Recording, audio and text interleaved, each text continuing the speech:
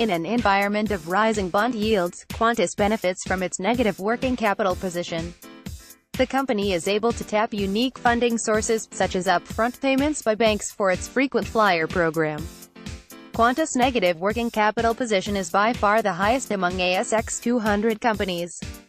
Qantas issued guidance this morning for a record full-year profit of between $1.55 billion and $1.60 billion, despite a sharp increase in oil prices. The result is another step forward in Qantas' operational turnaround, but analysis from Credit Suisse (CS) highlights another unique factor in its business model, one that could make Qantas shares more attractive in an environment of rising bond yields. The prospect of higher interest rates has been one factor weighing on global equities this year. In view of that, CS equity analysts Hassan Tevfik and Peter Liu outlined 5 equity investment strategies to adopt in a Boncano environment of rising bond yields. One such approach they coined "other people's money," and they said Qantas is the clear standout in that regard. As the Boncano continues to rumble on, we expect the cost of funding for companies will also rise, the analyst said. However, companies which will be less vulnerable to a rise in the cost of funding should be those in a negative working capital position. These companies are fortunate enough to be using their suppliers' capital to help finance their operations. The pair's definition of a negative working capital position is as follows, where the combined total of receivables and inventories amount to less than the sum of a company's debt liabilities, both short and long-term payables, and customer payments made in advance. And that last input, customer payments made in advance, is particularly beneficial for Qantas.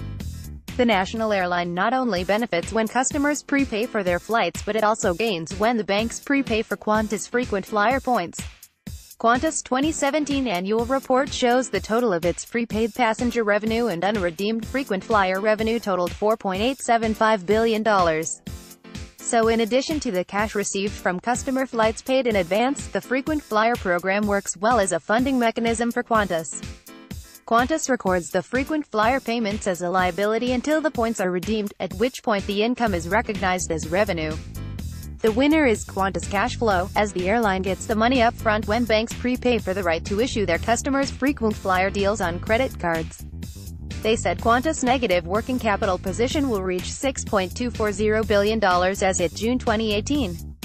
That amounts to 63% of its market capitalization of $9.98 billion, a ratio far in excess of the next highest company on the list. Want to read a more in-depth view on the trends influencing Australian business and the global economy?